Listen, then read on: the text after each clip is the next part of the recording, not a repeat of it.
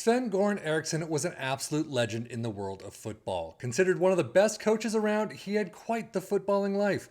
Unfortunately, succumbing to pancreatic cancer back on the 26th of August of this year, he finally was able to live out one of his dreams of coaching Liverpool at Anfield.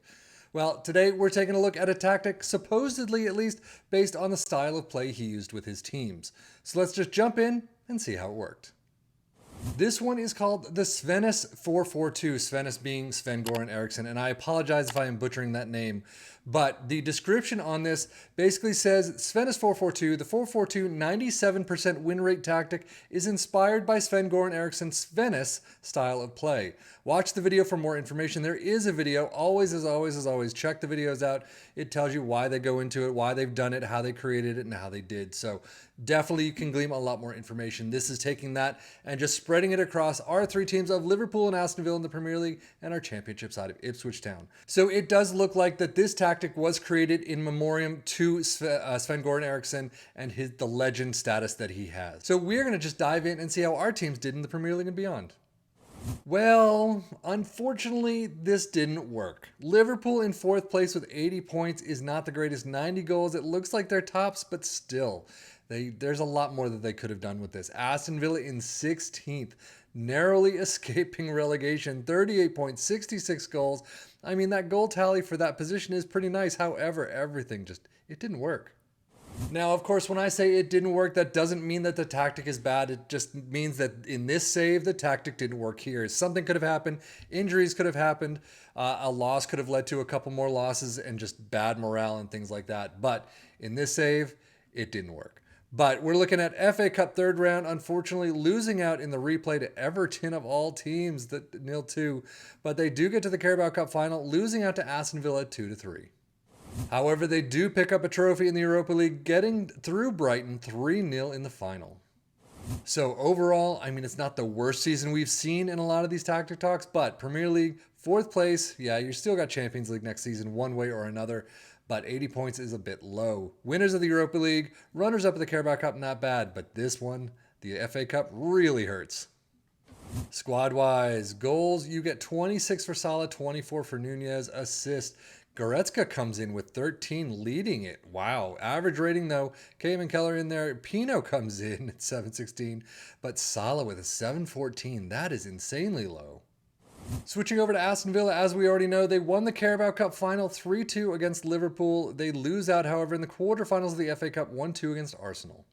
But only getting to the quarterfinals of the Conference League, losing out to Fiorentina in the away leg, drawing in the home leg, and they're not through.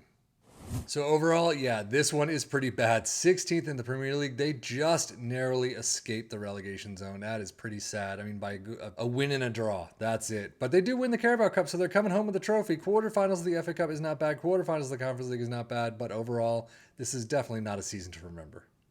Squad-wise, you get 22 goals for Zaniolo, Rodgers with 20, assists 14 for Digne is the tops. An average rating, Robin Olsen gets up there, but Zaniolo with a 715.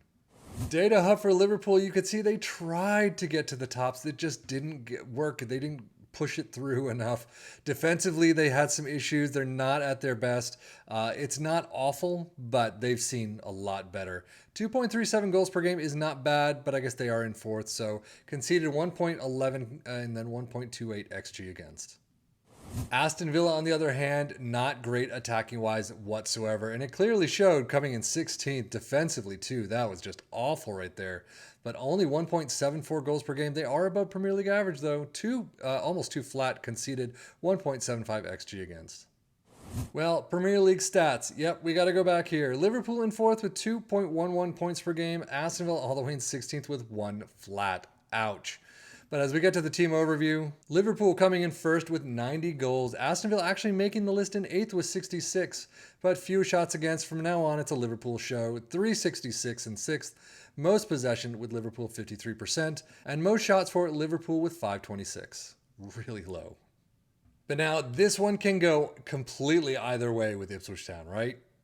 Well, they actually come in third. Unfortunately, they don't do well in the playoffs, but 97 points. They did fairly well in the league, 102 goals. Front runners there until you get to the playoff push, and we'll see how they did there. But overall, not bad. Carabao Cup third round is where they lose out 0-2 to Fulham, and then FA Cup fourth round 1-6 to Manchester City. So overall, they do lose out in the semi-finals of the championship playoff season, but FA Cup, Carabao Cup, about the same as usual. Squad-wise, you can see 33 goals for Hurst is a very good season for him. 19 for Connor Chaplin, assists 14 for Wes Burns, and an average rating George Hurst with a 7.31.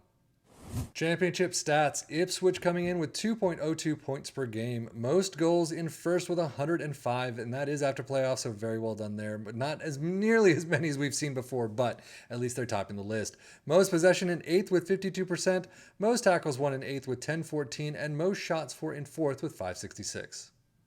So let us take a look at the tactic itself. Inspired by Sven-Goran Eriksson, remember, a 4-4-2. We're starting with a goalkeeper in defend, fullbacks on the left and the right in attack, a ball-playing defender in defend next to a central defender in defend, a defensive winger in support next to a deep-lying playmaker in support, next to a box-to-box midfielder in support, next to a winger in support, a deep-lying forward in support next to an advanced forward in attack. Positive mentality. You have a lot of players in support here, not a lot of attacking players. But in possession, attacking width is fairly wide. Approach play is passed into space. Overlap on the left and the right. Focus play down the left and the right. Passing directness is shorter. Tempo is slightly higher. Mixed crosses and work the ball in the box. In transition, counter press, counter, distribute quickly, distribute to the flanks, and take short kicks. And then out of possession, a high press line of engagement, a higher defensive line, trigger press more often, and prevent short goalkeeper distribution. But now, to finalize things, overall, these three teams didn't do nearly as well as they usually do. Ipswich coming in third is actually not bad. They still tops the goal list. Unfortunately, though, Liverpool coming in fourth is a bit low for them, and Aston Villa coming in 16th is pretty abysmal. So that one definitely needs to be worked on. The attacking side isn't there as much as we've seen and as much as you'd like to see in the 4-2-4s that we've seen before and some of the 4-2-3-1s. Aston Villa just not able to do much with this whatsoever. Their defensive line completely just screwed the pooch. Their attacking side was non-existent. So something needs to happen. Transfers need to really kick into gear for Aston Villa to do well. Again, this is just one save, though. I am taking control of nothing. My assistant coaches are doing all the work for me. I'm on holiday. And yeah, if you took control of this, you could definitely do a much better job. Manage the injuries. You could take a look, do your own transfers, your own training, your own match changes during a match itself. And yeah, you could definitely clear 38 points by a whopping margin, I would imagine. But in this save, sadly, it just wasn't a great in memoriam to Sven-Goran Eriksson's career and his life. But that is what happens in FM time and time again. But that's it for me, Steffi and FM, for the Football Manager blog channel, saying thank you as always for watching. Take care and enjoy.